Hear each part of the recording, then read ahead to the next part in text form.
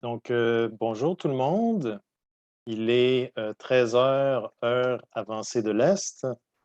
Nous allons commencer. Je voulais d'abord vous souhaiter la bienvenue à ce webinaire offert par le Centre de collaboration nationale sur les politiques publiques et la santé, ou CCNPPS, sur la gouvernance des systèmes de santé publique, mieux la connaître et l'actionner pour renforcer les systèmes de santé publique au Canada. Mon nom est Olivier Bellefleur. Je suis le responsable scientifique du CCNPPS et je vais animer ce webinaire. Je suis accompagné aujourd'hui par plusieurs de mes collègues, dont Caroline Cambourieux, qui est conseillère scientifique spécialisée au CCNPPS et qui nous aidera avec les interactions durant le webinaire. Je suis aussi accompagné par Mylène Maguire, qui est agente d'information au CCNPPS et qui assurera le soutien technique durant le webinaire. Nous avons le plaisir aujourd'hui d'avoir 3 intervenants de renom avec nous. Tout d'abord, nous avons Erika Deruggiero, qui est professeure agréée en santé mondiale à l'École de santé publique d'Alalana de l'Université de Toronto. Elle y est notamment directrice du Centre pour la santé globale et co-directrice du Centre collaborateur de l'OMS pour la promotion de la santé.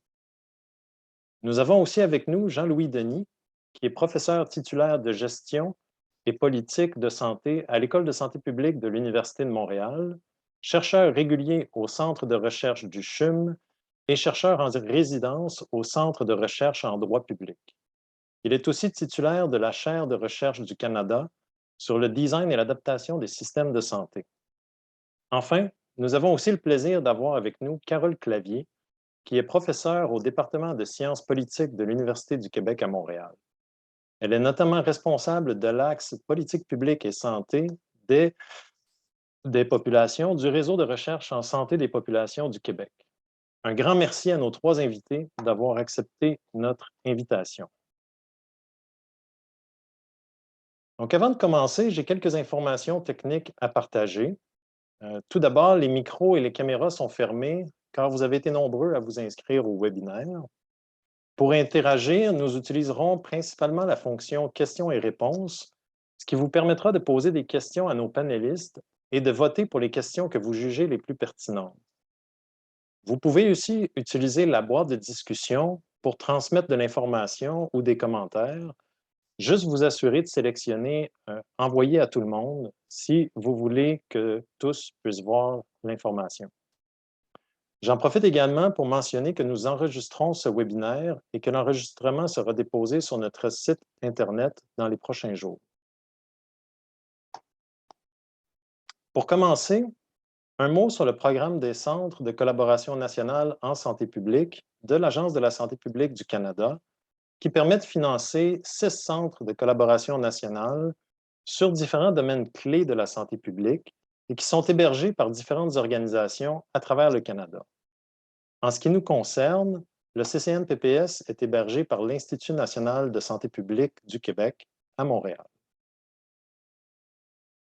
Au CCNPPS, notre mandat consiste à soutenir les acteurs de la santé publique du Canada dans leurs efforts visant à élaborer et à promouvoir des politiques publiques favorables à la santé. On peut voir ici sur la diapositive nos principaux projets actifs. Comme les bureaux du CCNPPS sont situés à Montréal, nous aimerions prendre un moment pour reconnaître que nous sommes sur un territoire autochtone millénaire, lieu de rencontre et de diplomatie entre les peuples et lieu de la signature du traité de la Grande Paix. Nous remercions la nation Kanien'kehá:ka de son hospitalité sur ce territoire non cédé. Nous vous invitons également, si vous le souhaitez, à mentionner dans la boîte de discussion une reconnaissance du territoire sur lequel vous vous trouvez.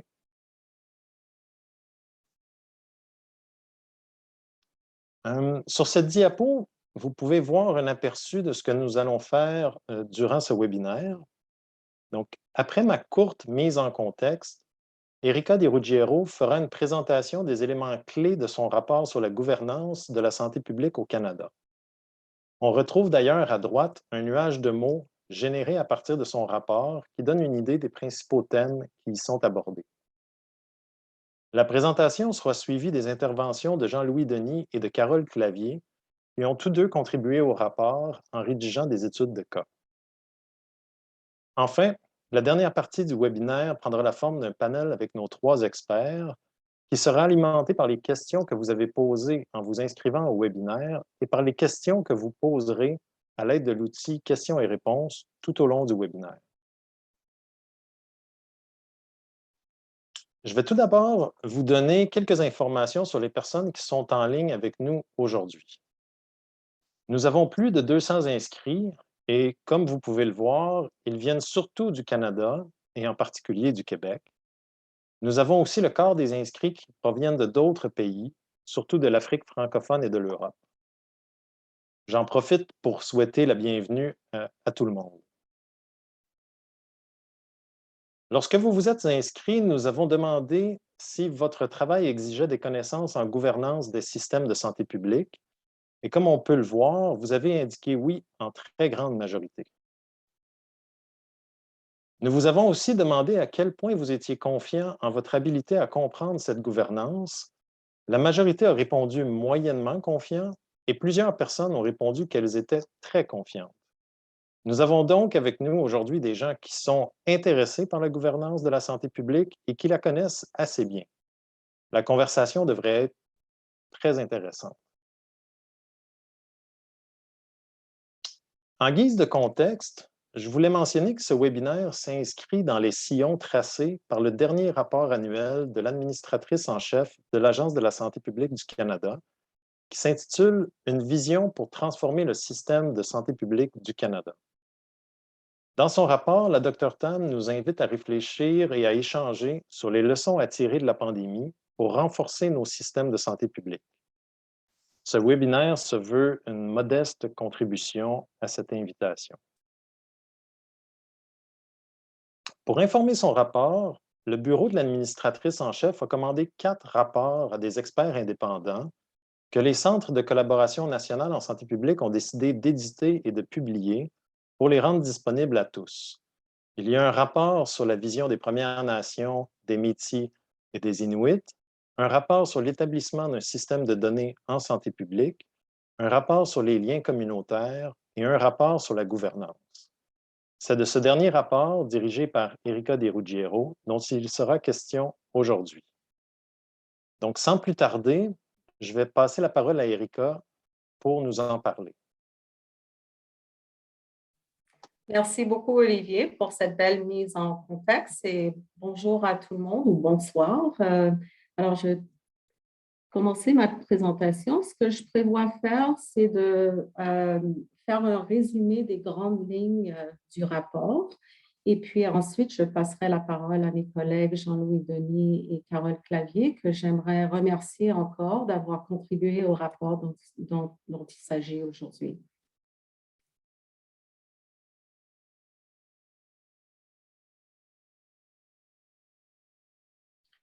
Bon, alors juste pour commencer, je voulais faire une mise en contexte des objectifs et des questions de recherche auxquelles le Bureau de la chef administrative de santé publique du Canada nous avait demandé à répondre. Alors, c'était vraiment leur question. Alors, l'objectif principal, c'était d'explorer les avenues réalistes pour renforcer, améliorer ou transformer la gouvernance de la santé publique actuelle au Canada. Alors, une question assez large. Il y avait 3 sous-questions. Les 3 sous-questions de recherche étaient les suivantes. Quels sont les éléments et attributs nécessaires pour appuyer la jonction des secteurs clés de la gouvernance de la santé publique en prenant compte des aspects comme l'infrastructure, des politiques et des pratiques, etc. Deuxième question, de souligner des exemples d'initiatives, de modèles ou de systèmes de gouvernance de la santé publique au Canada ou à l'étranger. Alors, si vous avez eu l'occasion de jeter un coup d'œil sur le rapport, il y a des exemples qui proviennent du contexte canadien, mais également du contexte de la Royaume-Uni, de l'Australie, etc. Et puis, la troisième question était en tenant compte de l'objectif global d'atteindre l'équité sur les plans du bien-être pour les populations, comment est-ce que la gouvernance de la santé publique est-ce elle intègre explicitement l'équité en santé? Alors, juste pour vous donner un peu le contexte pour ce rapport.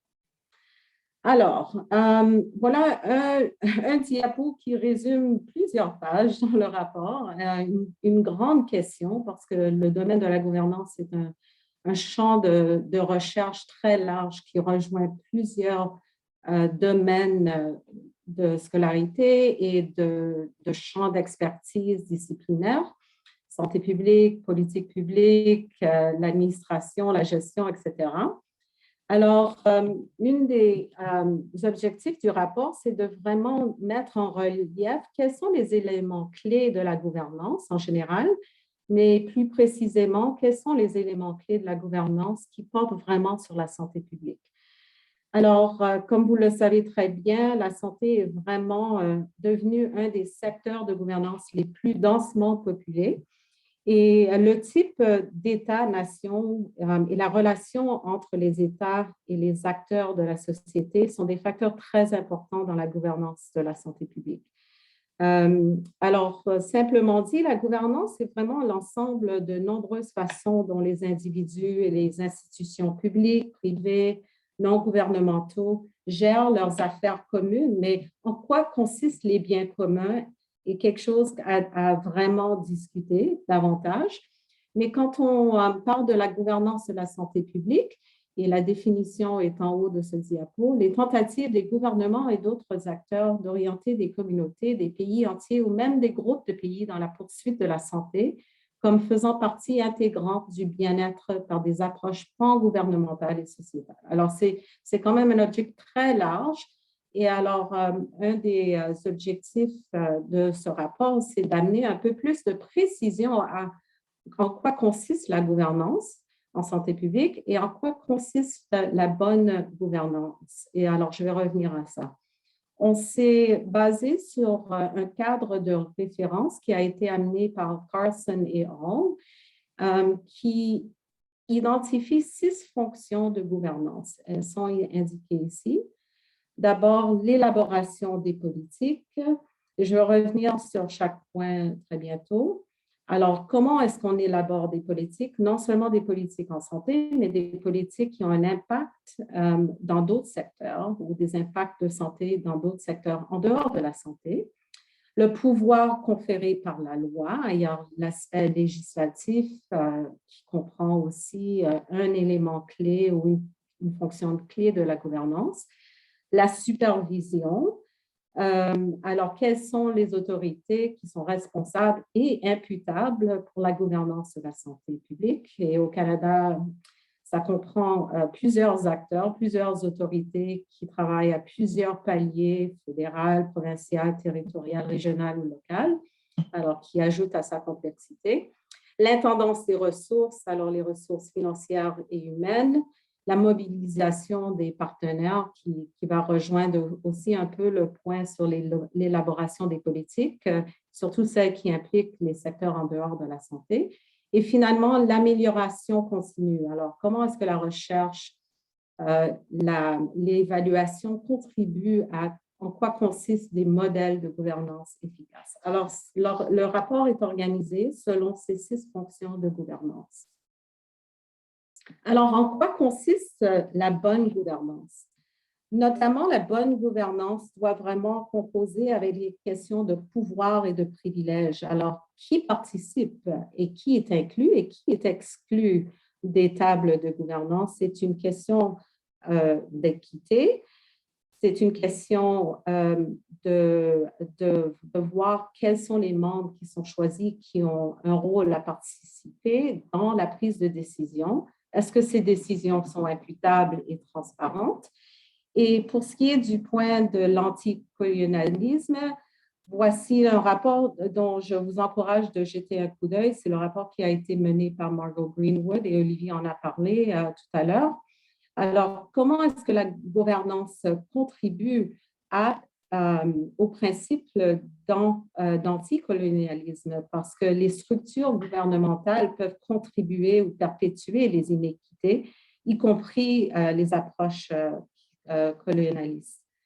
La résilience, c'est un autre domaine de la gouvernance dont on a parlé dans le rapport. En parlant de la résilience, je parle surtout de comment est-ce que les systèmes de gouvernance s'adaptent aux chocs systémiques, par exemple la pandémie. Est-ce qu'on a un leadership compétent? Quelles sont les compétences des leaders qui représentent et qui participent aux structures de gouvernance? C'est une autre caractéristique de bonne gouvernance. Et est-ce qu'ils ont les connaissances non seulement techniques, mais d'autres connaissances pratiques pour naviguer les changements politiques et sociétaux avant de vraiment prendre en charge les crises aiguës en santé publique, etc. Et finalement, les capacités structurelles. Et par les capacités structurelles, on parle des capacités qui découlent d'un mandat, de la main-d'œuvre en santé publique. Elles sont liées à la charge de travail, au rendement et à la supervision, et aussi aux ressources nécessaires qui devraient être déployées pour assurer une bonne gouvernance. Alors, voici grosso modo quelques facteurs dont il s'agit dans le rapport qui consistent la bonne gouvernance. Alors, comme j'ai déjà mentionné, l'Agence de santé publique du Canada nous avait demandé d'identifier des modèles de gouvernance. Et un grand défi, et finalement, on a constaté qu'il n'y a pas de modèle unique de gouvernance, ça ne va pas nécessairement vous surprendre, qu'on peut vraiment privilégier pour la santé publique. Mais le consensus vraiment suggère qu'on a besoin d'une combinaison d'approches de gouvernance. Et c'est vraiment justifié parce que la santé publique, et par quoi on entend par la santé publique, c'est un domaine et un champ d'expertise qui est très complexe, qui implique et qui exige la participation de plusieurs intervenants à mobiliser. Alors, on ne peut pas vraiment parler d'un modèle de gouvernance. Alors, il y a plusieurs modèles. Il y a des modèles plutôt hiérarchiques. Alors là, on parle d'une approche plutôt bureaucratique où il y a des autorités qui sont centralisées, qui participent à la prise de décision et qui ont une influence descendante sur tous les ordres de gouvernement. On a aussi la gouvernance, un modèle de gouvernance collaboratif qui implique vraiment la mobilisation non seulement des acteurs qui représentent l'État et les instances du gouvernement, mais aussi plusieurs organismes publics à but non lucratif, alors ce qu'on appelle des intervenants non étatiques, dans ces processus de collectivité et dans la prise de décision. Et toutes ces interactions-là ont vraiment un impact sur les décisions qui sont prises, mais ça ajoute une certaine complexité. Finalement, la gouvernance collaborative, et on en parle un peu plus de façon plus détaillée dans le rapport, comprend plusieurs critères. Par exemple, instaurer des forums par des organismes ou des institutions publiques. Et ces forums impliquent les acteurs d'État et les acteurs non étatiques. Et ces participants sont mobilisés pour prendre les décisions ensemble, mais ça ajoute évidemment à la complexité de la gouvernance. Alors, on en parle de façon plus détaillée, mais je voulais juste vous parler de quelques modèles et puis on aura l'occasion d'en discuter davantage très bientôt. Alors, une question clé qui n'est pas vraiment facile toujours à répondre, qui devrait être évidente, est la suivante. Que gouverne-t-on exactement? Alors, dans le rapport, on essaie de faire la distinction entre la gouvernance pour la santé publique. Alors, par la gouvernance pour la santé publique, on s'attend à tous les acteurs qui font partie du système de santé publique plutôt formel à l'échelle fédérale, provinciale, territoriale, régionale ou locale. Et puis là, j'aimerais évidemment souligner les enjeux vis-à-vis aussi de l'autogouvernance par les peuples autochtones. Et puis la deuxième sorte de gouvernance, on parle de la santé publique qui travaille avec d'autres secteurs dans le cadre de mécanismes d'insectorialité. Alors, au niveau de la gouvernance pour la santé publique, quand on essaie de répondre à la question « que gouverne-t-on exactement », par quoi est-ce qu'on entend par la santé publique? Alors, il y a plusieurs façons de définir la santé publique. Une de ces façons, c'est par ses fonctions, par exemple la promotion de la santé, la surveillance. Mais d'après notre évaluation, même si c'est une approche assez quand même utile qui gouverne par quoi on entend la santé publique, cette liste de fonctions essentielles vraiment représente une combinaison de quoi, en quoi consiste la santé publique et comment, mais ne communique pas nécessairement de façon adéquate la vision, les objectifs et les priorités en matière de santé publique, alors qui portent certains défis, évidemment, pour la santé publique.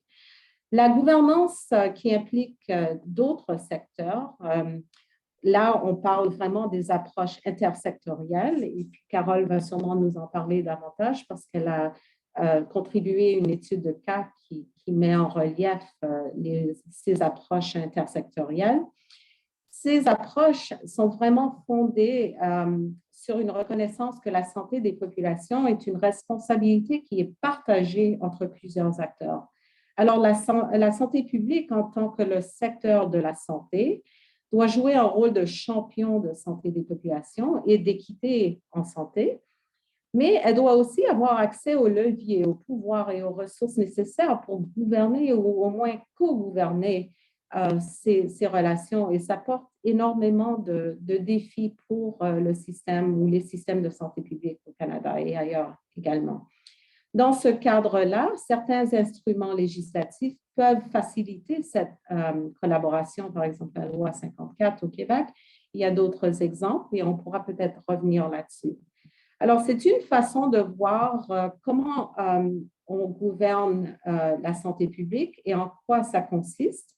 Et j'espère qu'on pourra revenir là-dessus parce qu'il y a plusieurs enjeux qui sont soulevés dans les deux scénarios. Il y a plusieurs rôles que la gouvernance joue. Et puis, dans notre rapport, on parle de deux rôles en particulier, ou plusieurs rôles. Et puis, je souligne deux ici en ce moment. La gestion des valeurs. Par ça, on parle de valeurs qui sont façonnées évidemment par les contextes politiques, sociaux et organisationnels, les élections, mais en fait, la santé publique est très politique. Et puis, le rôle que la gouvernance peut jouer, c'est de vraiment tenir compte de cette gestion de valeurs. Et cette perspective a un impact vraiment sur la façon dont la santé publique est valorisée, non seulement par la société, et à savoir aussi si elle est considérée comme un bien commun, si elle est bien financée. Et on a vu quand même les grands défis au niveau du financement qui a été inadéquat, d'après moi, et je pense que d'autres seraient d'accord, au niveau de la réponse à la COVID. Mais même avant la COVID, on avait plusieurs cas où il y avait eu des coupures dans la santé publique. Pour moi, ça représente une question de valeur. Est-ce qu'on valorise vraiment, comme société, un investissement dans la santé publique? Alors, pour ce faire, les chefs de file en santé publique doivent vraiment maintenir leur rôle de gouvernance et mettre en place des processus pour faire progresser ces genres de valeurs, des priorités qui mettent en relief la valeur ajoutée de la santé publique. Au niveau de la gestion des relations, dans le rapport, on parle de 4 façons de voir la gestion de relations. Par exemple, l'échange d'informations. Alors là, on parle surtout de relations qui sont plutôt unidirectionnelles, sont plutôt passifs entre secteurs qui participent au sein de la santé publique et en dehors de la santé publique. On parle aussi de gestion au niveau de la coopération. Là, il y a quand même une interaction beaucoup plus intéressante entre les secteurs et puis une certaine perte d'autonomie également pour chaque secteur, qui a des enjeux pour la gouvernance de la santé publique. Troisièmement, il y a la coordination. Et là, ça entraîne plus précisément des ajustements pour améliorer l'efficience ou l'efficacité. Il y a peut-être un financement partagé entre les acteurs. Et finalement, l'intégration. Et là, il s'agit vraiment d'un processus plutôt politique, multisectoriel qui qui est co-construit avec d'autres secteurs. Alors, la façon qu'on voit la gestion de la relation a vraiment un impact sur la gouvernance de la santé publique. Alors, je vais terminer avec quelques résultats. Il y en a beaucoup plus dans le rapport que je vous invite à lire de près. Mais au niveau des résultats, d'après notre évaluation, il n'y a pas de modèle unique à privilégier pour la gouvernance de la santé publique. En fait, ça découle principalement de sa complexité et que la santé publique aborde plusieurs enjeux allant du développement de la petite enfance aux maladies transmissibles et non transmissibles, au changement climatique, aux inégalités raciales, sociales, etc. Alors, préconiser une seule approche est vraiment impossible. Alors, on a besoin vraiment d'une combinaison de modèles de gouvernance pour vraiment gérer la santé publique. Le deuxième résultat que j'aimerais souligner, c'est qu'à cause de cette complexité, il y a vraiment aussi un manque d'approche systémique de la santé publique au Canada. Et par ça, ce que j'entends, c'est qu'on n'a vraiment pas un système. On a 13 plus 14 systèmes. Et puis, alors d'avoir une vue d'ensemble ou une approche qui met l'accent sur un système de santé publique est très compliqué et ça porte des enjeux pour la gouvernance de la santé publique au Canada. Alors, la façon qu'on est structuré, la responsabilité qui découle des provinces et des territoires, le rôle du fédéral, ce qui se passe à l'échelle régionale et locale, a des enjeux pour vraiment établir un système ou un système de santé publique. Et finalement, il manque vraiment une base de données probante sur l'efficacité des modèles de gouvernance de la santé publique. Il est quand même assez limité. D'après notre évaluation de la littérature et même les études de cas, à quelques exceptions, on n'a quand même pas assez privilégié la recherche qui porte sur des questions de gouvernance et qui porte sur la gouvernance sur la santé publique. Alors, j'aimerais conclure avec quelques actions recommandées qu'on a suggérées dans le rapport vers la fin. Alors, la première, qui découle un peu de cette idée d'avoir un ensemble de priorités et d'objectifs assez clairs qui vont au-delà des fonctions de la santé publique. Alors, on propose de peut-être explorer une stratégie pan-canadienne qui mise l'équité en santé et qui comprend des objectifs et des priorités et qui serait gouvernée par un groupe d'experts. Il y a plusieurs structures, comme on en parle dans le rapport, qui rejoignent des acteurs fédéraux avec des acteurs en santé publique à l'échelle provinciale et territoriale. On parle comme un exemple aux États-Unis à The National Academy of Medicine qui publie des rapports assez régulièrement pour alimenter en quoi consistent des priorités en santé publique. Alors, ce que j'ai mis entre parenthèses, juste pour vous le rappeler, je vous rappelle les fonctions de la gouvernance dont j'ai parlé au tout début de ma présentation. Alors ici, il s'agit d'un exemple simplement de supervision. Comment gérer la gouvernance en parlant de priorités qui donnent un peu une vue d'ensemble et qui seraient évidemment réévaluées à tous les 3, 4, 5 ans, ça dépend évidemment. La deuxième priorité parle d'un fonds d'innovation qui serait concerté sur les systèmes de santé publique. Ici, il s'agit de la fonction de la gouvernance qui porte sur l'intendance de ressources. Le troisième point ici parle d'élaborer une loi qui serait distincte sur la santé et le bien-être.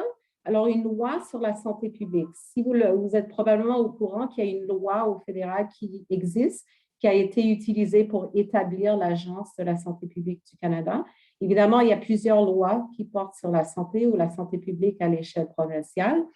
Mais ici, on parle d'une loi distincte sur la santé et le bien-être et qui mettrait l'accent sur les interventions en matière de politique et de programmes à l'échelle populationnelle et qui faciliterait une approche fondée sur le modèle de la santé dans toutes les politiques pour améliorer la santé des populations et l'équité en santé. Alors, je dirais que c'est une des actions qui va être probablement le plus controversée parce que quand on parle de loi, très compliqué, c'est lent aussi, mais on a peut-être une opportunité maintenant de mettre en relief le rôle des lois à faire avancer un nouveau système de santé publique au Canada. Finalement, on a aussi parlé de renforcer les mécanismes de gouvernance qui favorisent l'action intersectorielle. Alors, cette action se passe à plusieurs niveaux. Alors, je vous donne peut-être un exemple à l'échelle fédérale.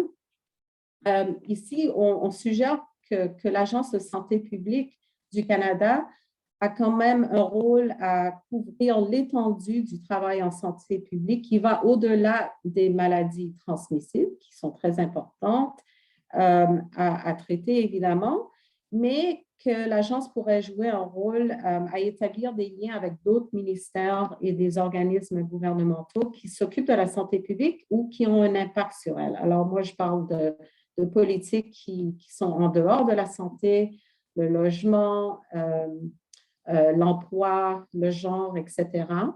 Et ce genre de mécanisme pourrait vraiment faciliter cette approche pan-gouvernementale de la santé dans toutes les politiques et qu'elle devrait aussi être habilitée non seulement par une structure de gouvernance, mais aussi avoir des ressources pour pouvoir faire son travail.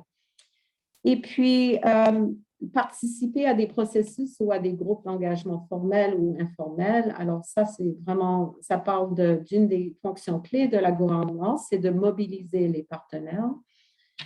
Et puis finalement, d'établir et financer un programme national de recherche sur les systèmes et services de santé publique qui met vraiment l'accent sur la gouvernance. Alors, je vous donne un exemple ici. On n'a pas assez de recherche, je dirais, au Canada qui pose ce genre de questions, par exemple, l'efficacité. Quelle est l'efficacité des différentes structures de gouvernance de la santé publique? Et quel impact est-ce que ces structures ont sur la santé publique ou sur le plan d'équité? Alors, ce genre d'action va rejoindre finalement la fonction de gouvernance qu'on appelle amélioration continue. Alors, voici un résumé du rapport. Je vous invite à le lire. Et puis, je vais terminer là et passer la parole à Jean-Louis et Carole. Et merci beaucoup de votre attention.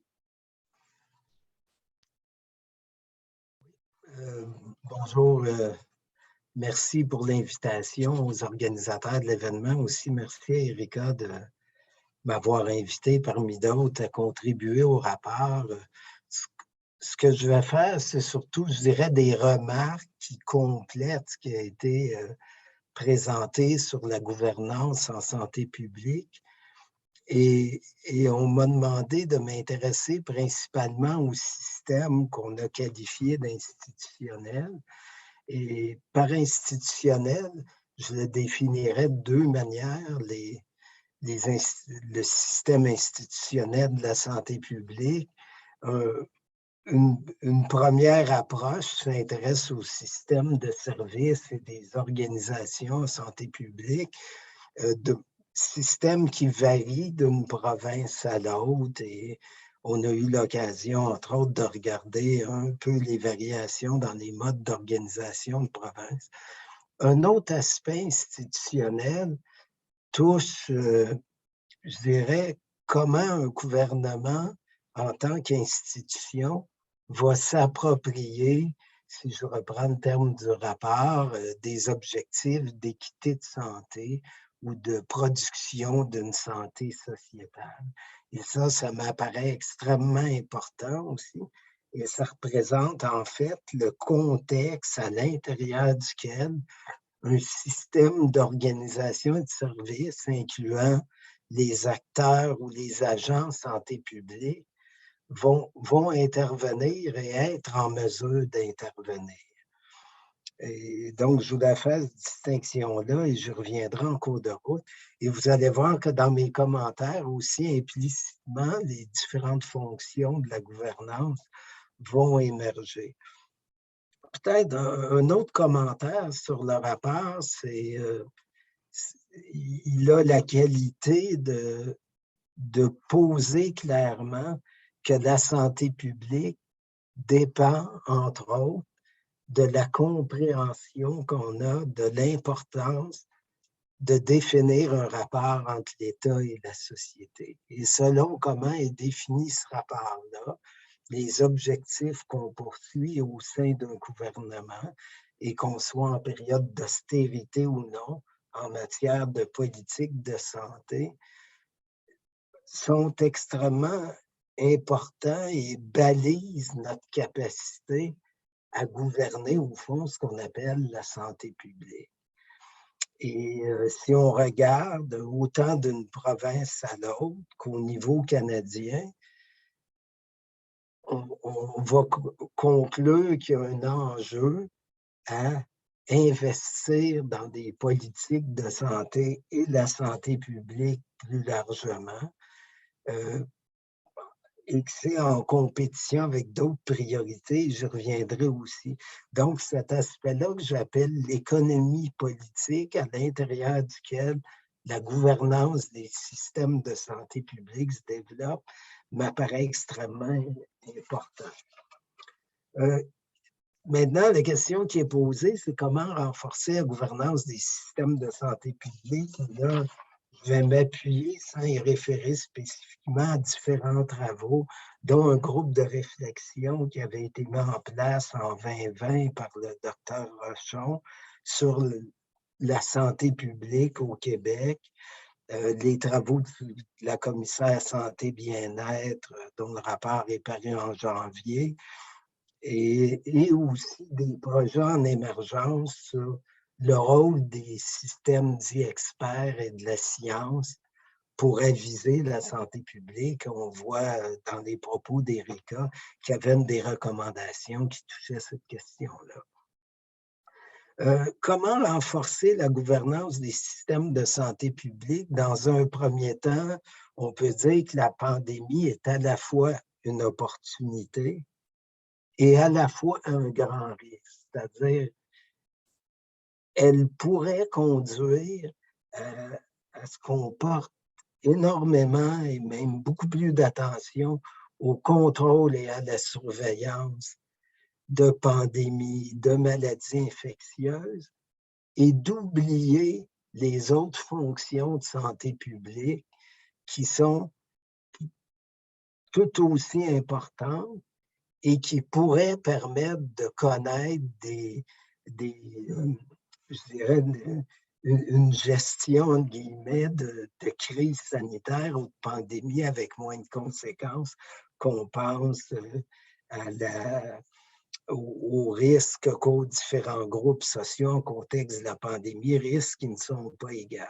Donc, renforcer la gouvernance, c'est s'intéresser à ce qu'on a appelé l'ensemble des fonctions de santé publique et être certain d'investir suffisamment dans ces fonctions-là.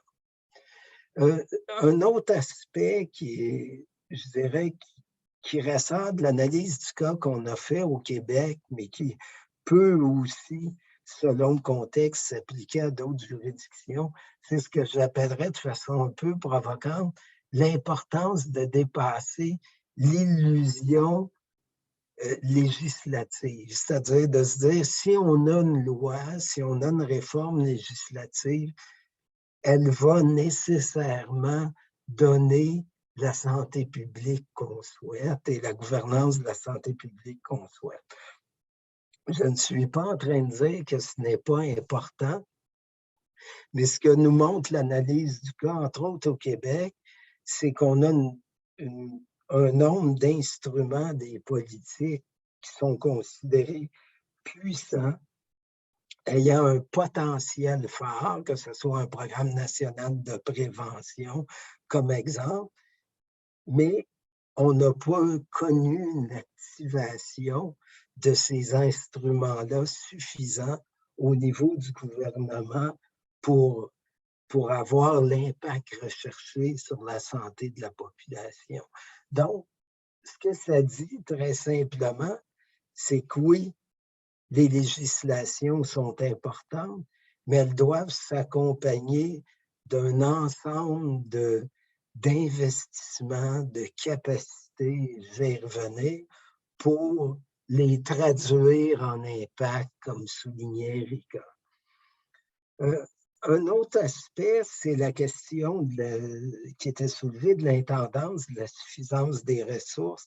Et vous le savez, il y a beaucoup d'analyses comparatives qui, depuis, je dirais, 2 ans, sont faites sur les niveaux de financement en santé publique.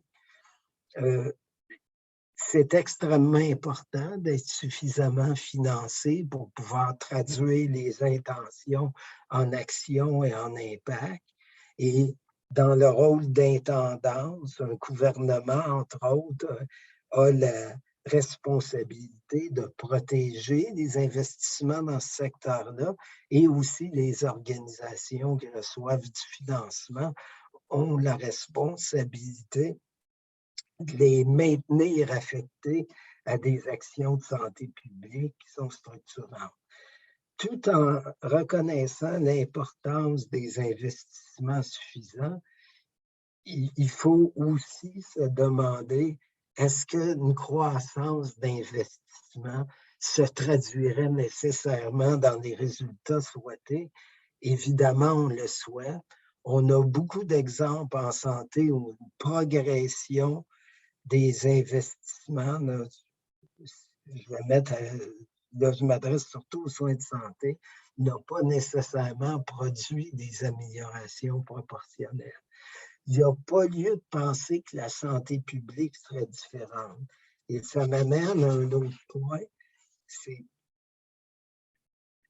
pour capitaliser sur de nouveaux investissements en santé publique, il faut aussi regarder la question, et c'est un anglicisme, mais le terme me semble à propos, il faut regarder la question des capacités, qui est un objet d'analyse dans différents secteurs des politiques de plus en plus présents. C'est-à-dire, qu'est-ce qu'on a pour traduire les ressources en impact et est-ce qu'on a suffisamment investi dans le développement de capacités? Et là, les capacités, entre autres, dans ce petit groupe de réflexion, on en avait identifié plusieurs, que ce soit au niveau de la disponibilité, de la gestion des données, que ce soit au niveau du développement des soins de proximité, d'avoir les effectifs pour le faire, ainsi de suite. On avait nommé 4-5 champs qui donnaient lieu à des développements de capacités.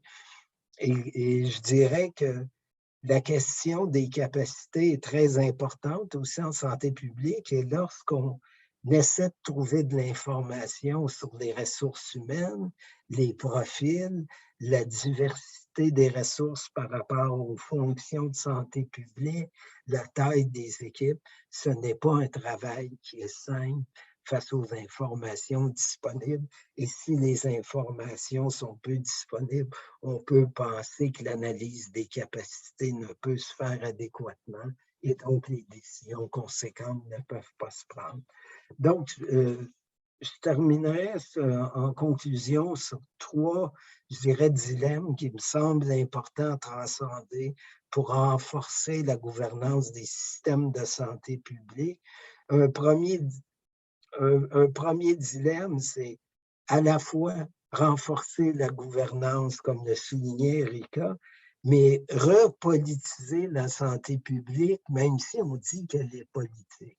Et la repolitiser, ça veut dire la rendre à nouveau prioritaire dans l'agenda, entre autres, des gouvernements.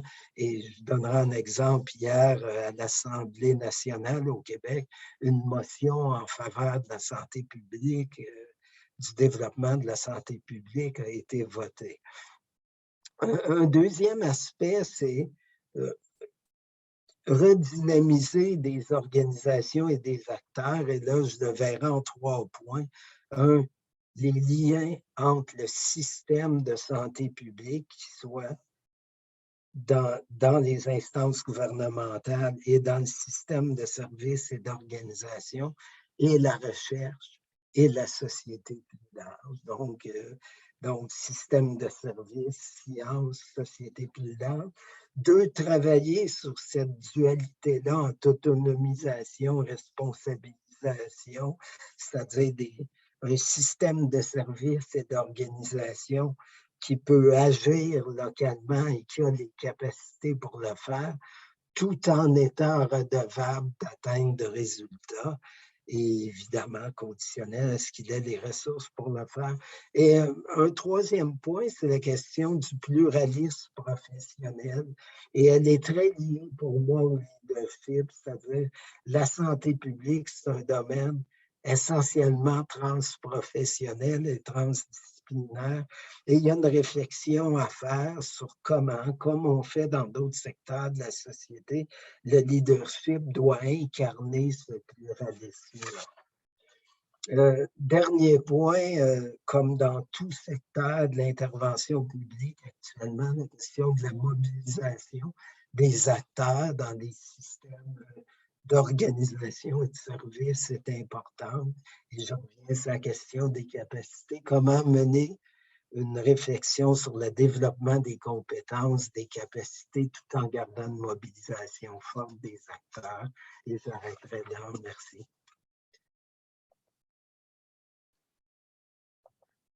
Donc, Carole. Merci. Merci beaucoup, Jean-Louis. Je prends la suite. Alors, merci beaucoup à Erika pour m'avoir moi aussi invité à contribuer à ce rapport sur la gouvernance de la santé publique. Puis merci à Olivier et toute son équipe pour cette invitation à participer au webinaire aujourd'hui. Comme Erika l'a indiqué tout à l'heure, je vais parler plus spécifiquement de gouvernance intersectorielle. On sait qu'elle est nécessaire pour faire en sorte de rapprocher des institutions et des acteurs dont les missions premières et la façon de concevoir la santé sont différentes, voire dont les missions premières ne sont pas du tout d'améliorer la santé a priori. Comment est-ce qu'on fait pour établir des règles et des structures formelles et informelles qui vont permettre une collaboration intersectorielle pour améliorer la santé du public? Je vais présenter rapidement 3 principaux facteurs identifiés suite à l'analyse d'une série d'articles sur l'approche de santé dans toutes les politiques de l'Australie méridionale. Puis je terminerai par 3 remarques générales sur les conclusions qu'on peut en tirer pour comprendre la gouvernance intersectorielle.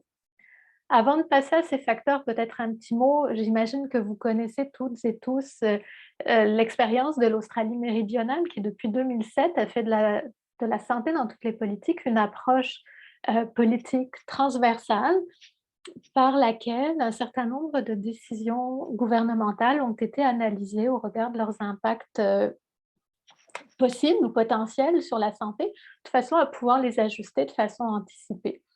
Ça ressemble un petit peu à ce que nous avons au Québec avec l'article 54, des évaluations d'impact sur la santé, mais de façon encore plus institutionnalisée à travers l'ensemble de l'appareil gouvernemental. En tout cas, ça a existé de cette façon pendant un certain temps.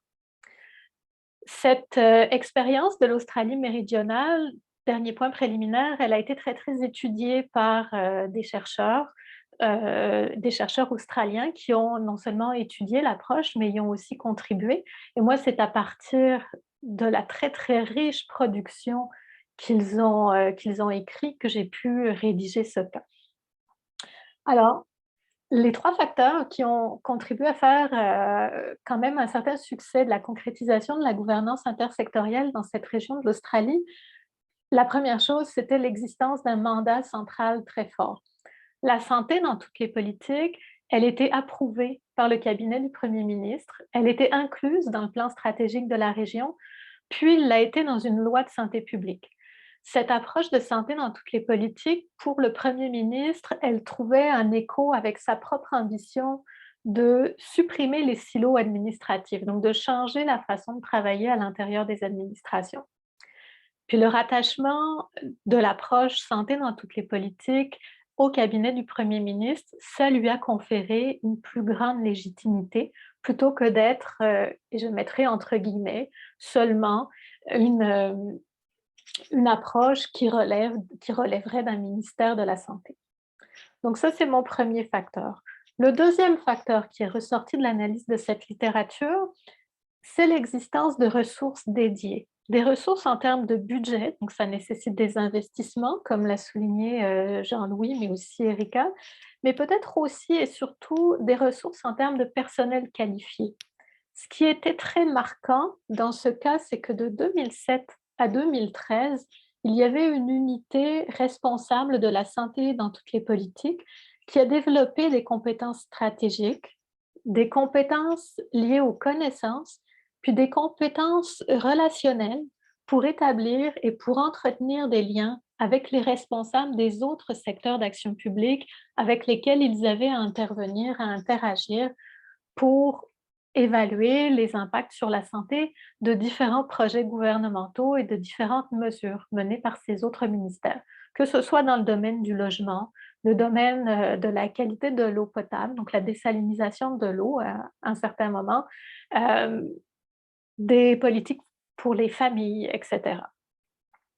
Donc, des ressources en termes de personnel, une équipe dédiée à cette tâche et qui a pu développer des compétences spécifiques. Le troisième facteur, c'est l'ensemble des stratégies qui ont été utilisées pour mobiliser les autres secteurs d'action publique. Autrement dit, qu'ont fait ces personnels qualifiés dédiés à l'approche de santé dans toutes les politiques? La réponse en un mot, c'est qu'ils ont pris du temps pour établir de la confiance. Donc, se sont appuyés sur la réalisation de projets avec des ambitions peut-être plus limitées au départ, plus importantes par la suite, pour développer une relation de confiance entre les acteurs, puis parvenir à identifier des points communs entre leur objectif d'améliorer la santé et le bien-être de la population et la mission première de ces autres secteurs d'action publique, qui pouvaient être d'améliorer la qualité de l'eau potable ou de renforcer le logement. Alors, si j'en viens à mes conclusions, la première conclusion qu'on peut en tirer, c'est que chacun de ces moyens qui a favorisé la concrétisation de la gouvernance intersectorielle combine les dimensions formelles et informelles de la gouvernance dont Erika a parlé tout à l'heure. La loi, très formelle, confère de la légitimité, qui est informelle. Les ressources financières et humaines, qui sont formelles, ont permis de dégager du temps et le développement de compétences spécifiques à la coopération intersectorielle, plus informelle. Les projets, là encore formels, ont permis de structurer des échanges sur les idées, sur les valeurs de chacun des secteurs et pour créer de la confiance. Donc ça, à mon avis, ça rejoint un point central de la définition de la gouvernance. Cette double dimension formelle et informelle, puis ça renvoie aussi au rapport de pouvoir, à la politisation qu'a évoqué Jean-Louis tout à l'heure. Puis je vais reprendre son expression, il a dit tout à l'heure, il faut dépasser l'illusion législative.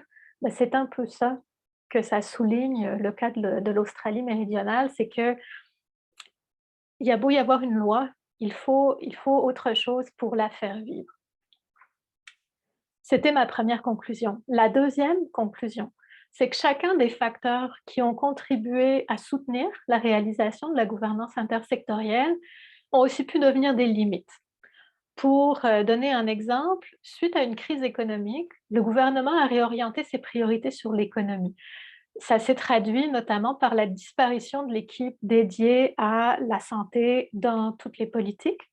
Donc, l'approche n'a pas complètement disparu. Elle a réussi à survivre, mais parce que cette équipe, pendant les 6 ou 7 ans où elle a existé, elle a réussi à développer puis à entretenir des relations de confiance avec des fonctionnaires d'autres secteurs et qu'elle a continué à bâtir depuis une autre position administrative, continuer à bâtir sur ces relations. Tout ça pour dire que rien n'est jamais acquis. Troisième conclusion, ça concerne plutôt l'équité en santé et de façon générale, la façon dont les acteurs ont cadré leurs objectifs pour essayer de favoriser la coopération intersectorielle. Certaines des collaborations ont été cadrées en termes d'équité parce que ça semblait plus convaincant qu'un cadrage en termes de santé publique pour favoriser la coopération entre des secteurs d'action publique différents. Puis Erika l'a souligné comme une piste possible, puisqu'effectivement, l'équité, c'est une valeur à laquelle on peut se rattacher, que notre mission soit d'améliorer la santé du public ou de favoriser un accès à un logement décent à tous. Cependant, le cas de l'Australie du Sud, de l'Australie méridionale, pardon, nous met en garde contre une limite potentielle. C'est que ce que les auteurs ont montré, c'est que les idées dominantes ont contribué à circonscrire les actions sur l'équité à des interventions correctrices, à des interventions résiduelles auprès des populations vulnérables, plutôt qu'à des interventions plus structurelles sur les déterminants des inégalités. Alors, ça n'enlève pas le potentiel d'un cadrage en termes d'équité plutôt que de santé pour favoriser la coopération intersectorielle, mais ça souligne à la fois la puissance des idées et des conceptions dominantes d'un problème sur la gouvernance intersectorielle. Et j'ajouterais que ça souligne aussi la force des routines, ce qu'on fait déjà, ce qu'on sait déjà faire. En conclusion, très brièvement, si on revient aux fonctions de la gouvernance de Carlson que Erika a présentées au début de son intervention, c'est vraiment la mobilisation des partenaires qui est au cœur de l'élaboration du modèle de la santé dans toutes les politiques, mais la réussite de sa mise en œuvre, elle dépend d'autres fonctions de gouvernance dans d'autres secteurs de politique et du contexte politique, institutionnel, économique et social. Je vais m'arrêter là, merci. Et merci beaucoup, Erika, Carole, Jean-Louis, des interventions très, très, très pertinentes. Moi, ça soulève plusieurs questions que j'aurais envie de vous poser, mais j'aimerais ça donner une chance à nos participants d'inscrire des questions en utilisant de préférence l'outil questions et réponses dans le webinaire. Peut-être pour vous laisser un petit moment pour écrire des questions et demander à Caroline qu'elle nous en reprenne quelques-unes. J'irai de l'avant avec une des questions que vous avez posées lorsque vous vous êtes inscrit au webinaire et qui touche cette question que autant Erika, Jean-Louis et Carole, vous avez abordé d'une façon ou d'une autre, qui est ce contexte plus large de la gouvernance de la santé publique dans lequel la santé publique s'inscrit, c'est-à-dire le contexte des idées dominantes, le contexte de la relation entre l'État et la société civile, comment elle est conçue en vue d'une action collective. Et on a une question qui nous a été posée, si je la résume, la reformule un peu dans mes mots, c'est quelles sont les implications pour la gouvernance de la santé publique des groupes minoritaires, mais très vocaux, et on en a vu plusieurs durant la pandémie, qui regardent avec suspicion les différentes formes d'action collective. Donc, je me demandais peut-être, je vois Jean-Louis qui opine, est-ce que tu serais intéressé à une première réaction? Je vais aller vite, vite. Je pense que c'est un bel exemple de la nature essentiellement politique, c'est-à-dire c'est des idées, des visions qui s'affrontent de ce qu'est la santé et de ce qu'est le rôle du gouvernement et de l'État dans la production de la santé. Fait que je pense que c'est un exemple très clair. Et ce que je dirais, c'est une responsabilité fiduciaire d'un gouvernement, c'est d'engager avec des différents groupes un dialogue et de l'innovation dans les politiques pour soutenir la production de la santé. J'arrêterai là, mes collègues.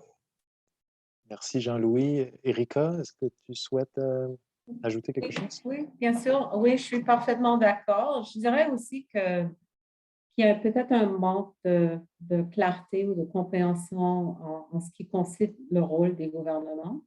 On l'a vu pendant la pandémie. Et puis, je dirais que c'est un peu aussi ce que Jean-Louis avait dit auparavant, c'est quand on passe par des périodes d'austérité ou un gouvernement qui est plus restreint, qui a moins d'intervention dans la vie des gens, et on s'habitue à ça. On pense que les réponses collectives sont moins appropriées et on n'a pas nécessairement l'expérience qu'on a dû subir pendant la pandémie où les gouvernements ou les instances gouvernementaux ont dû prendre des mesures beaucoup plus interventionnistes, en fait, pour pouvoir assurer et protéger la santé de la population. Alors, c'est peut-être une perspective. Et puis, pour aller rejoindre une autre thématique que le centre qu'Olivier mène, dont il parle souvent, c'est une question d'éthique aussi, hein? La responsabilité entre les droits de l'individu et les droits collectifs et établir un équilibre entre les deux. Je pense que la santé publique a toujours eu des enjeux à naviguer à cet égard. Merci. Merci, Erika. Carole, est-ce que tu souhaitais ajouter quelque chose? Peut-être un point très bref, c'est que ça renvoie plus largement à une valeur dont on n'a peut-être pas beaucoup parlé, mais c'est celle de la confiance. On l'a vu ici, la confiance a été mise à mal à certains moments, mais on le voit encore peut-être plus dramatiquement dans d'autres pays où la décision d'aller se faire vacciner ou non est très fortement impactée par la confiance qu'on a envers l'État et selon la qualité des États, mais on ne peut vraiment pas en vouloir à la population de ce manque de confiance. Donc, je pense que c'est une valeur qu'il faut remettre dans l'équation. Et encore une fois, mais ça nous ramène au caractère inextricablement politique de la santé publique. Merci. Je me tournerai vers Caroline parce que je vois qu'il y a des questions Oui. autant dans la boîte de discussion que dans la question-réponse. Oui, tout à fait. Alors, il y a une première question peut-être. Quel serait le potentiel d'application à court terme des actions qui étaient proposées par Erika en début de présentation? Donc, ça, c'est une des premières questions. Erika? Bon, alors moi, je n'ai pas la responsabilité pour implanter les actions recommandées, mais je dirais qu'il y a certaines actions qui sont déjà en cours. Alors, je vais commencer avec celle qui me concerne surtout, c'est la recherche. Et puis, je suis très contente que les IRSC ont déjà répondu de façon modeste en ce moment, mais reste à voir si ça va continuer, à vraiment essayer de développer un champ de recherche qui met l'accent sur un programme de recherche sur les systèmes de santé publics, parce qu'on a on fait quand même pas mal de choses dans le domaine des soins de santé publique. Et l'exemple que j'aimerais donner, qui porte sur la COVID, on a une très bonne idée de combien de lits en soins d'urgence on a dans les hôpitaux. Alors, on a pu utiliser cet indicateur de façon quand même très stratégique pour dire, bon, le système va éclater si on ne fait pas quelque chose. Mais on a beaucoup moins de mesures, puis ça va rejoindre, je pense, une autre question qui va être posée tout à l'heure, qui porte sur comment fonctionne le système de santé publique. Qui est-ce qu'on embauche dans le système de santé publique? On a quand même une idée de certaines professions, mais comme Jean-Louis l'a dit, on dépend d'un pluralisme de professionnels qui contribuent à la santé publique, mais on n'a pas une très bonne idée de façon continue qui travaille en santé publique. Alors, en quoi consiste la main-d'œuvre? Et puis, est-ce qu'on a vraiment, est-ce qu'elle est bien distribuée de façon équitable à travers le pays, etc. Fait que là, je pense qu'il y a déjà un début, mais il y a vraiment une certaine urgence aussi. Et puis, en revenant sur la gouvernance, je dirais que ce n'est pas seulement un problème au Canada, mais de façon plus mondiale, d'après la littérature qu'on a évaluée, que la littérature était très conceptuelle à quelques reprises près. Et je veux dire, c'est pour ça que l'aide de Jean-Louis et Carole était si précieux de développer des études de cas parce qu'on n'avait pas énormément de données sur en quoi consistent les modèles de gouvernance au Canada, de façon descriptive même, pour pouvoir les analyser. Je dirais qu'il y a d'autres actions qui sont déjà en cours aussi. Je dirais qu'en santé publique, on engage beaucoup de gens à plusieurs niveaux, mais l'élément de ressources, alors le fonds d'innovation dont j'ai proposé, c'est quelque chose que l'Agence de santé publique peut facilement implanter, mais pas de façon ponctuelle, mais de façon continue, en fait. Je dirais la recommandation qui va être la plus compliquée, c'est la loi, de changer la loi. Mais on est quand même à un moment propice. Et puis, si je remonte au SARS en 2003-2004, À ce moment-là, suite à ça, on a créé des nouvelles agences, une en Ontario, l'Agence de santé publique du Canada a été créée dans ce contexte. On a également mis un peu plus d'accent sur la santé publique à ce moment-là. Et on a aussi fait une réforme des lois aussi dans certaines juridictions provinciales territoriales. Donc, on a quand même une possibilité de revoir ça en ce moment. Et je dirais que ça va être l'action qui va être le plus controversée et difficile. Et moi, je parle à l'échelle fédérale, là, simplement. Là, il y a aussi peut-être un besoin de le faire dans chaque province. Alors, peut-être Jean-Louis ou Carole, vous aimeriez peut-être parler de ça ou dans le contexte québécois, ou si ça vous intéresse. Peut-être brièvement, puis c'est pas nécessaire, je crois que c'est pas nécessairement dans le contexte québécois. Dans qu'est-ce qui peut être mis en œuvre à court terme, il y a deux aspects. Il y a la question de la fenêtre d'opportunité et de la détermination politique. Et ça, je pense, personne ne peut dire qu'il peut prédire ou contrôler ça autour de la table, que ce soit au Québec ou ailleurs, mais il y a nettement une fenêtre d'opportunité. Deux, sur les résultats et les actions à court terme, la chose très simple qu'on discute souvent, c'est on peut gouverner quelque chose qu'on mesure.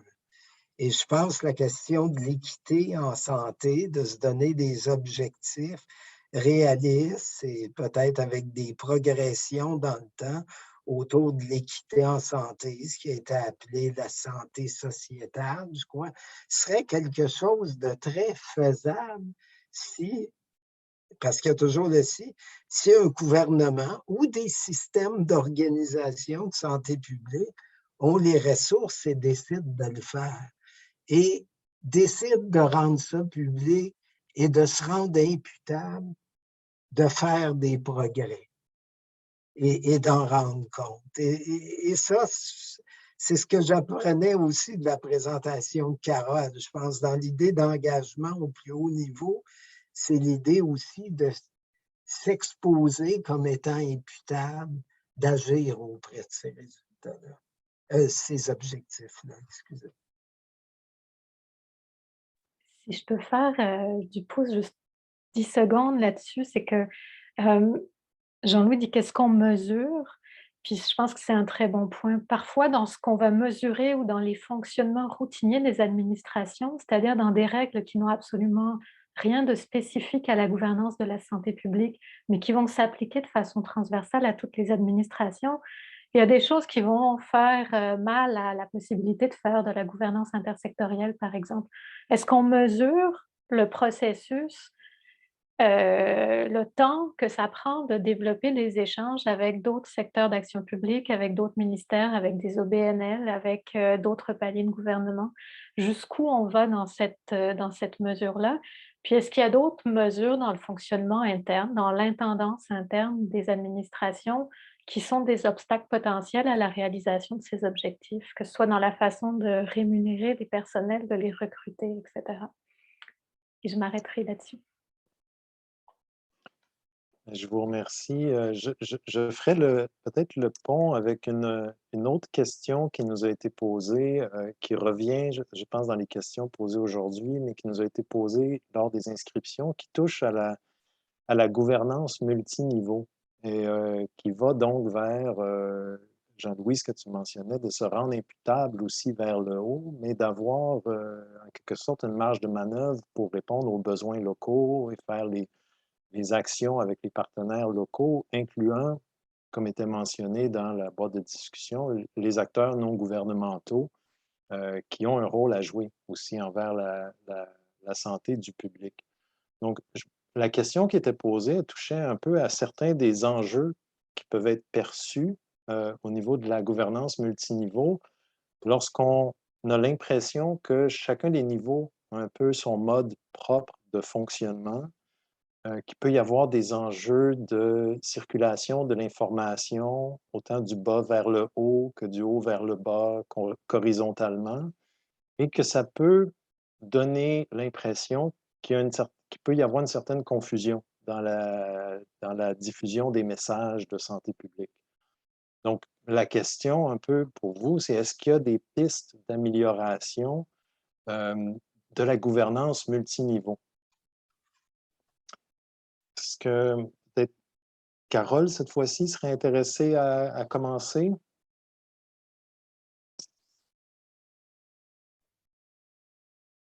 Je ne sais pas si je suis la meilleure pour répondre à ça, mais je vous dirais, je vais repartir sur mes propres dadas de recherche, peut-être si vous permettez une petite minute.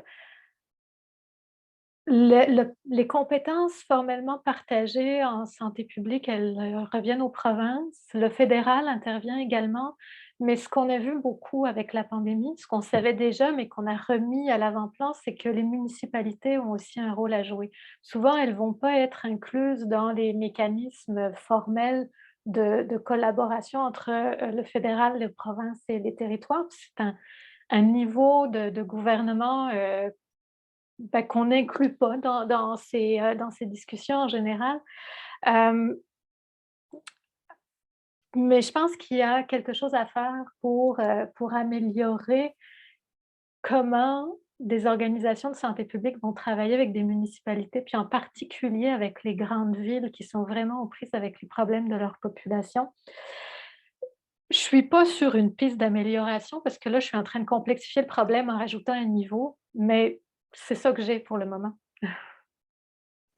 Merci, Carole. Est-ce que Jean-Louis souhaiterait compléter, puis Erika par la suite?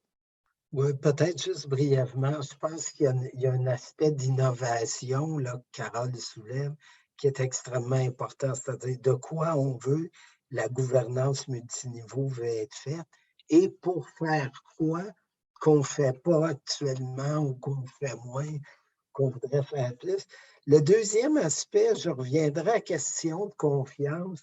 Et si je regarde les travaux empiriques qu'on a fait, ces réformes au Canada, ce qui ressortait beaucoup dans les provinces au niveau des gouvernements, c'était le problème de la confiance avec les autres niveaux de gouvernance. C'est-à-dire, est-ce qu'on tire meilleure partie de toutes les ressources consacrées? Et là, pas juste en santé publique, dans tout ce qui est appelé le système de santé.